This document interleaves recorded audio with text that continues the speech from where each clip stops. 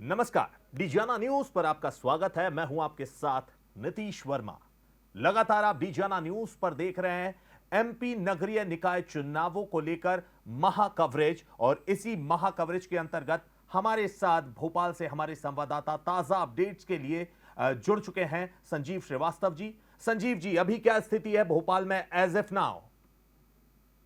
देखिए, भोपाल में भी जश्न का माहौल बना हुआ है और भारतीय जनता पार्टी पूरी तरह से बढ़त बनाए हुए है। जी। भोपाल में 85 वार्ड हैं और 85 वार्डों में 48 वार्डों में बीजेपी आगे चल रही है, 29 वार्डों में कांग्रेस आगे चल रही है और 5 वार्डों में अन्य का दबदबा बना हुआ है। जी। तो यहाँ पर जो भारतीय जनता पार्टी ने मालती राय को मैदान में उतारा था जी। और कांग्रेस ने यहाँ पर विभा पटेल को मैदान में उतारा था, जी। तो मालती राय यहाँ पर आगे चल रही है और करीब करीब जीत पे अग्रसर है, उनका जीतना बिल्कुल तय है। जी। इसी जीत को चलते और जिस तरह से भारतीय जनता पार्टी ने सफलता पाई है, उसके बाद मुख्यमंत्री शिवराज सिंह चौहान और तमाम बड़े नेता मंत्री भारतीय जनता पार्टी का मुख्यालय पर है और वहाँ पर जश्न का पूरा माहौल है। एक दूसरे को मिठाइयाँ खिलाई जा रही हैं, पटाखे फोड़े जा रहे हैं और उनके जो महापुरुष है उन पर मालाएं चढ़ाई जा रही हैं। तो सभी मतलब कार्यकर्ता से आम कार्यकर्ताओं से बड़े कार्यकर्ताओं, मुख्यमंत्री समेत सभी लोग पूरी तरह जश्न में डूब गए हैं और अभी जुलूस की तैयारी चल रही है कि जुलूस किस तरह से निकाला जाए, क्या किया जाए। तो निश्चित तौर पर भारतीय जनता पार्टी जिस तरह से मेहनत कर रही थी, मुख्यमंत्री शिवराज सिंह चौहान इसके अगुवा बने हुए थे और उन्होंने काफी मेहनत की थी और उस मेहनत के परिणाम है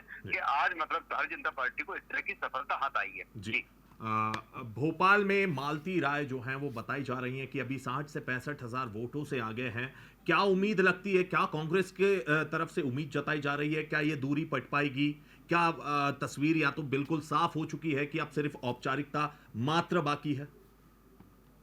देखिए, जिस तरह से मालती राय ने बढ़त बनाई है उसके बाद अब कोई गुंजाइश नहीं बची है कि कांग्रेस किसी दौर में आगे निकल सकती है। अब केवल औपचारिकता ही बची है, पूरी तरह वो जीत चुकी हैं और कांग्रेस को भी पूरी तरह लग गया है कि अब हार निश्चित है उनकी, इसलिए वो भी कोई कदम नहीं उठा रहे हैं, न कोई बातचीत कर रहे हैं, न कोई किसी तरह के आरोप प्रत्यारोप लगा रहे हैं। और दूसरा, भारतीय जनता पार्टी भी जीत के बस एक प्रकार से ये माना जाए कि सर्टिफिकेट मिलना बाकी है और पूरी तरह से वो जीत चुकी हैं। तो निश्चित तौर पर भारतीय जनता पार्टी जिस तरह से मुख्यमंत्री शिवराज सिंह चौहान ने यहाँ पर अपनी बात कही थी, तमाम रोड शो किए थे भोपाल में और रोड शो करने के साथ साथ उन्होंने मालती राय के समर्थन के लिए मांगा था और ये भी कहा था कि क्योंकि यहाँ पर भारतीय जनता पार्टी की सरकार है, उनकी सरकार है और मालती राय को अगर मेयर बनती हैं तो निश्चित तौर पर भोपाल का जो विकास है वो और ज्यादा होगा। इसलिए आप लोग मालती राय को जिताएं और जिसका असर भी यहाँ पर दिखाई दे रहा है कि मालती राय को जनता का पूरा समर्थन मिला। यहाँ पर 7 विधानसभा सीटें हैं भोपाल में, 7 विधानसभा में मालती राय को काफी समर्थन मिला। हालांकि हम वोटिंग परसेंटेज की बात करें तो केवल 50% ही यहाँ पर हुई थी वोटिंग, लेकिन इसके बाद में भी मालती राय को इतनी बढ़त मिलना और इतने अंतर से जीतना, ये वाकई में भारतीय जनता पार्टी को भी नहीं लग रहा था कि मालती राय इतने ज्यादा मतों से जीतेगी, क्योंकि विभा पटेल भी काफी टक्कर दे रही थी और कांग्रेस जिस तरह से कि दूसरे स्थानों पर भी पूरी तैयारी साथ लड़ रही थी, उसी तैयारी के साथ में राजधानी में भी उसने चुनाव लड़ा था और विभा पटेल के साथ साथ दूसरे बड़े नेताओं ने भी कमान संभाली थी, लेकिन उसके बाद में भी कहीं न कहीं जनता का समर्थन कांग्रेस को नहीं मिल पाया। संजीव जी, जनता के लिए हम एक बार थोड़ा आसानी से बता पाएं कि कितने राउंड्स की वोटिंग महापौर पद के लिए थी और कितने राउंड की वोटिंग जो है पार्षद उम्मीदवारों के लिए थी और अब तक कितने राउंड्स हो चुके हैं? देखिए, महापौर पद के लिए करीब 23 राउंड में वोटिंग होना थी, तो 23 राउंड की वोटिंग करीब करीब हो चुकी है। 1-2 राउंड बचे हैं, लेकिन आधिकारिक तौर पर जो चुनाव आयोग वो काफी पीछे चल रहा है।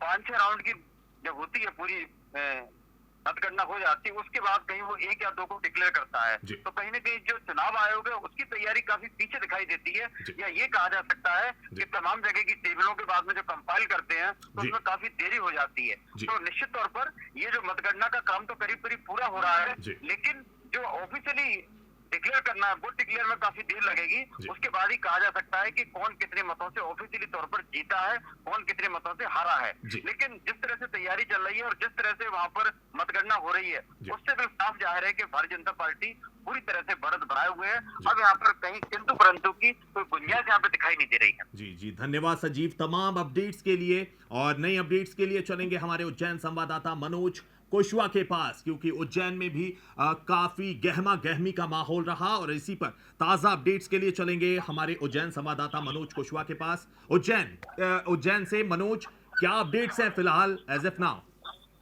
देखिए, चुनाव की पूरी प्रक्रिया, मतगणना की पूरी प्रक्रिया थम गई है। जी। करीब 37 वोट पर बीजेपी ने कब्जा पाया है, तो वही कांग्रेस को कुछ ही सीटों पर बढ़त मिली है। जी। यहाँ पर आपको बता दें कि उज्जैन के जो महापौर प्रत्याशी महेश परमार थे, वे केवल 923 वोटों से ही हारे हैं जी। भाजपा प्रत्याशी से। जी। इसी को लेकर अभी यहाँ पर कुछ विवाद भी सामने देखने को मिले थे। कई घटनाएं ऐसी हुई है जिसमें आपसी रंजिश भी सामने देखने को मिले। या वोटिंग के दौरान दिन में एक चाकूबाजी की घटना भी हुई थी, जिसके बाद यहाँ पर वोटिंग निरंतर जारी रही। कश्मकश दोनों ही पार्टी में देखने को मिल रहा था। दोनों ही उतार चढ़ाव के बीच बीजेपी ने बढ़त हासिल करते हुए 37 वार्डों में अपना कब्जा पाया है। जी। मनोज, उज्जैन से ये भी खबरें आ रही थी कि काफी गहमा गहमी भरा माहौल था और यहाँ तक कि जो महेश परमार है उन्होंने एक रीकाउंटिंग की भी अपील की थी। उसको लेकर क्या अपडेट्स है, क्या उन्हें क्या लगा था? देखिए, भाजपा प्रत्याशी की विजय की घोषणा जैसे ही हुई है, वैसे ही महेश परमार ने आपत्ति ली थी कि जो 21 का फॉर्म जो होता है उसकी जो काउंटिंग है उसको लेकर यहाँ पर गड़बड़ी की गई है। काउंटिंग में उन्होंने बताया था कि मैं 455 वोट से जीता हूं, उसके बाद भी भाजपा प्रत्याशी को विजय घोषित किया है। इसी को लेकर महेश परमार ने यहाँ आपत्ति दर्ज कराई थी। उनके साथ में कई कार्यकर्ता भी मौजूद थे। जैसे ही पार्टी के कार्यकर्ताओं को महेश परमार की जीत की बात सामने आई थी, वैसे ही सबको खुशी की लहर थी। इसके कारण यहाँ थोड़ी अफरा तफरी देखने को मिली थी। जैसे ही महेश परमार की जीत सामने आई, वैसे ही भाजपा में भी लोगों ने आक्रोश बताया था कि हम लोग जीते हुए हैं। उसके बाद भी महेश परमार अपने आप को जीता बता रहे हैं। लेकिन अभी जो भी स्थिति है यहाँ पर सामान्य स्थिति बनी हुई है। महेश परमार अभी धरने पे बैठे हुए हैं यहाँ पर, और यहाँ पर रिकाउंटिंग की उन्होंने कलेक्टर से बात की है। हालांकि अभी इस पर कोई निर्णय नहीं हो पाया है कि रिकाउंटिंग होगी या नहीं। जी, धन्यवाद मनोज तमाम जानकारियों के लिए। आगे की अपडेट्स के लिए भी हम आपसे लेते रहेंगे। फिलहाल हमारे साथ जुड़ चुके हैं हमारे खंडवा संवाददाता जावेद खान। खंडवा को लेकर क्या स्थिति है जावेद? अभी हाल की क्या स्थिति है? अभी 7 बजे की जो स्थिति थी उसके बाद अभी काफी चेंज हुई है, क्या कुछ हुआ? साफ हो चुकी है और भारतीय जनता पार्टी के महापौर प्रत्याशी अमृता अमर यादव ने करीब 19,765 मतों से जीत हासिल करी है। वहीं अगर वार्ड पार्षद की बात करें तो यहाँ खंडवा में 50 वार्ड है, जिसमें से 29 वार्ड पर भारतीय जनता पार्टी के पार्षद प्रत्याशी जीते हैं। वहीं एक इस बार जो है पहली बार AIMIM भी मैदान में उतरी थी जो नगरीय निकाय चुनाव में, और यहाँ पर उनका जो महापौर प्रत्याशी कनीज भी थी, उनको यहाँ 9,000 मत मिले हैं, 9,000 के करीब मत मिले हैं। वहीं उनका एक वार्ड पार्षद भी चुना गया है। तो कहीं ना कहीं MIM ने भी यहाँ पर अपना एक खाता खोल लिया है वार्ड पार्षद के तौर पर। जावेद, MIM का वार्ड पार्षद जो है, आप जैसा कि बता रहे हैं कि उन्होंने कुछ सीट्स पर अपने प्रत्याशी उतारे थे, उसमें से एक कहीं ना कहीं सेंध मारने में कामयाब रही है यहाँ पर AIMIM। और जैसा कि आप बता रहे हैं कि महापौर प्रत्याशी को 9,000 से अधिक या लगभग 9,000 के समथिंग वोट्स मिले हैं। इससे किस पार्टी को कितना नुकसान हुआ? जी बिल्कुल, जो MIM के जो महापौर प्रत्याशी है उनको जो 9,000 वोट प्राप्त हुए, इसको लेकर यहाँ पर जो कांग्रेस पार्टी के प्रदेश अध्यक्ष रह चुके अरुण यादव, और उनसे भी हमारी चर्चा हुई थी और हमने उनसे बात की थी। तो मीडिया चर्चा के दौरान उन्होंने यही बताया था कि AIMIM ओवैसी की पार्टी, ओवैसी भाजपा की बी टीम है, वो भाजपा को फायदा पहुंचाने के लिए अपने मैदान में उतरती है। और वैसा ही खंडवा में भी देखा गया और बुरहानपुर में भी देखा गया। खंडवा में भी करीब 9,000 के करीब महापौर प्रत्याशी को AIM के प्रत्याशी को वोट मिले हैं। वहीं बुरहानपुर में भी करीब 10,000 के आसपास महापौर प्रत्याशी को वोट मिले। तो उनका साफ कहना था कि ये जो है बीजेपी को फायदा पहुंचाने के लिए अपने प्रत्याशी मैदान में उतारते हैं। जावेद, कितने राउंड्स में ये वोटिंग हुई थी और अभी फिलहाल जो पार्टी कार्यालय है वहां पर क्या कुछ माहौल है, अगर आपकी चर्चा हुई हो? बिल्कुल, भाजपा में जश्न का माहौल है। विजय जुलूस भाजपा की ओर से निकाला जा रहा है। बड़ी संख्या में भाजपा के कार्यकर्ता और समर्थक मौजूद हैं और शहर की सड़कों पर विजय जुलूस अभी घूम रहा है। लोगों का अभिवादन भी जो भारतीय जनता पार्टी से प्रत्याशी अमृता यादव रहे हैं, वो अभिवादन भी लोगों कर रहे हैं, धन्यवाद भी लोगों को दे रहे हैं। जी धन्यवाद जावेद तमाम अपडेट्स के लिए। तो ये थे हमारे संवाददाता जावेद खान, जो दरअसल बता रहे थे कि खंडवा में स्थिति स्पष्ट हो गई है। पार्टी कार्यालय पर जश्न का माहौल है, बीजेपी कार्यालय पर। ज्यादा जानकारी के लिए हमारे साथ जुड़ चुके हैं हमारे बुरहानपुर संवाददाता रिजवान। रिजवान, बुरहानपुर को लेकर अभी तक फिलहाल क्या स्थिति है? स्पष्ट हो चुकी है वैसे तो वहां पर, अभी क्या ताजा अपडेट्स हैं? जी देखिए, यहाँ पर जो बुरहानपुर नगर निगम चुनाव के महापौर पद के लिए भाजपा की जो माधुरी अब्दुल पटेल थी, माधुरी पटेल ने करीब 542 वोट से बहुत ही मार्जिनल बाउंड्री की जीत हासिल की है। और इसमें खास बात आपको ये बताऊं कि जो MIM की जो एंट्री हुई बुरहानपुर में पहली बार, वो 10,300 वोट करीब लेके गई है। तो ये कहा जा सकता सीधे सीधे कि MIM ने कांग्रेस की झोली से जीत को बाहर खींच लिया। जी रिजवान, जैसा कि देखा जा रहा था कि शुरुआती रुझान में जो है वो कांग्रेस प्रत्याशी काफी आगे नजर आ रही थी, वैसे जैसे जैसे काउंटिंग बढ़ती गई वहां पर कांग्रेस कहीं ना कहीं पिछड़ती गई। तो AIMIM, जैसा कि आप बता रहे हैं कि महापौर प्रत्याशी को 10,000 से अधिक वोट मिले हैं, कहीं ना कहीं ये खामियाजा कांग्रेस को ही भुगतना पड़ा है। और कहीं ना कहीं जो कांग्रेस आरोप लगाती आई है कि AIMIM जो है वो बीजेपी की बी टीम है, यहां पर साबित होता दिखा। बिल्कुल, जो कांग्रेस के जिला अध्यक्ष अजय रघुवंशी, उन्होंने भी यही कहा है कि कांग्रेस की बी टीम है बीजेपी की, कांग्रेस की बी टीम नहीं, बीजेपी की बी टीम नहीं कांग्रेस को हराती। तो ये बात आज कांग्रेस ने बहुत जोर शोर से यहाँ पर उठाई कि MIM के चलते ही उनके प्रत्याशी को हार का सामना जी रिजवान, क्योंकि जीत का अंतर जैसा कि आप बता रहे हैं लगभग 550 वोट्स थे, और कहीं ना कहीं वो 10,000 वोट्स को लेकर देखा जाए तो कहीं ना कहीं ये बात सही होती दिखाई दे रही है। हम बात करें बुरहानपुर की तो बिल्कुल, जो बुरहानपुर में 10,000 से ज्यादा वोट MIM ने लिया है, उसके चलते जो कांग्रेस बिल्कुल ये मान के चल रही थी कि ये चुनाव वो जीती भी है, और उन्होंने बहुत सारी चीजें शहर को लेकर प्लान करना भी शुरू कर दिया था, अपना नगर निगम अध्यक्ष प्लान करना शुरू कर दिया था। बहुत सारी चीजें कांग्रेस ने प्लानिंग करके रखी थी, और कांग्रेस को आज बड़ी निराशा का सामना करना पड़ा। जी धन्यवाद रिजवान तमाम अपडेट्स के लिए। तो ये थे हमारे संवाददाता रिजवान अंसारी, जो दरअसल बता रहे थे कि बुरहानपुर में भी कांग्रेस को खामियाजा भुगतना पड़ा। वहां पर AIMIM महापौर प्रत्याशी को लगभग 10,000 वोट्स मिले, और वहां पर जीत का अंतर मात्र 550 के लगभग वोट्स थे। हमारे साथ जुड़ चुके हैं हमारे ग्वालियर संवाददाता सोयश शर्मा जी।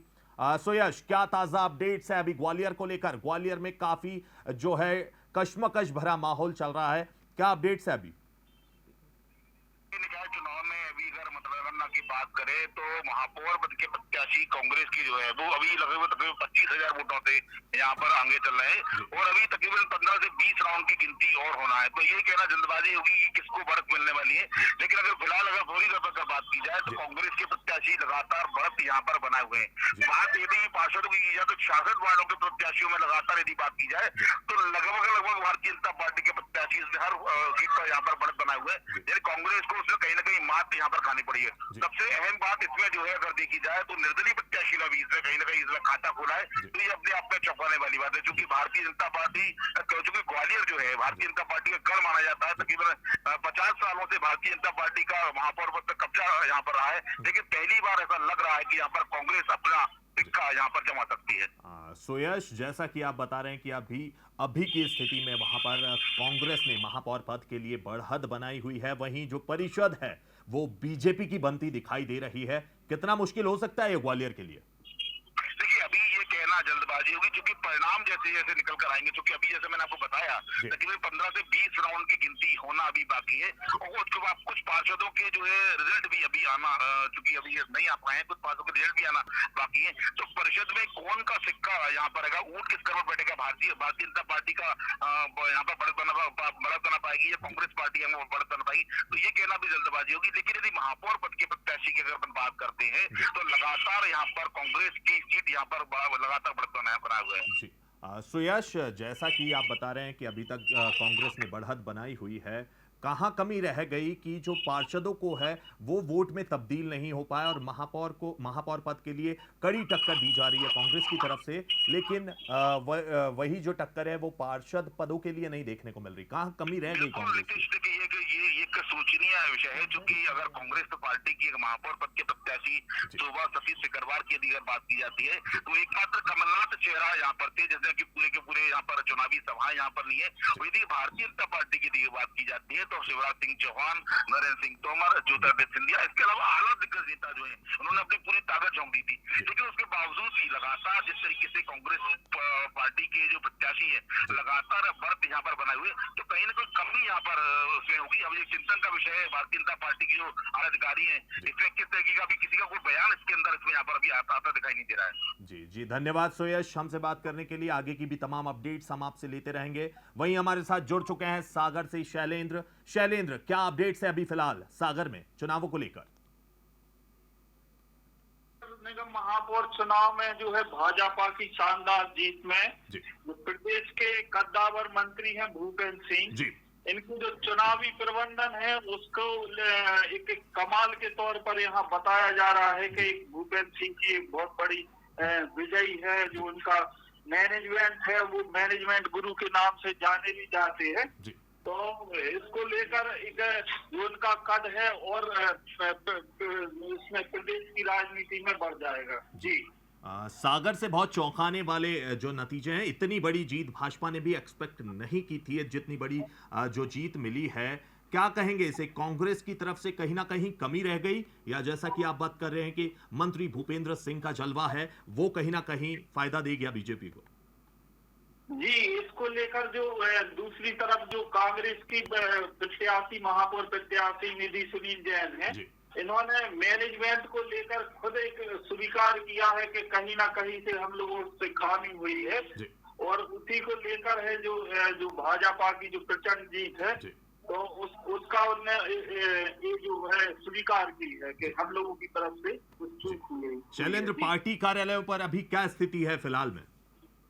जी, पार्टी कार्यालय में जो यहाँ से जो मतदान केंद्र है, यहाँ संगीता सुशील तिवारी और कांग्रेस की जो निधि सुनील जैन है, इन्होंने एक दूसरे को बधाई दी और बधाई के बाद है जो सीधे मंत्री भूपेंद्र सिंह के यहाँ जाकर और इन लोगों ने आभार जताया है। जी, तो अभी उन्हीं के आवाज पर बधाई का तांता लगा है। जी जी, धन्यवाद शैलेंद्र तमाम अपडेट्स के लिए। तो ये थे हमारे संवाददाता शैलेंद्र सिंह राजपूत, जो दरअसल बता रहे थे कि सागर में क्या स्थिति है। सागर में भारी मतों से बीजेपी ने वहां पर झंडा लहराया है। फिलहाल यहाँ रुकेंगे एक छोटे से ब्रेक के लिए। आप देखते रहिए डी जनान्यूज़।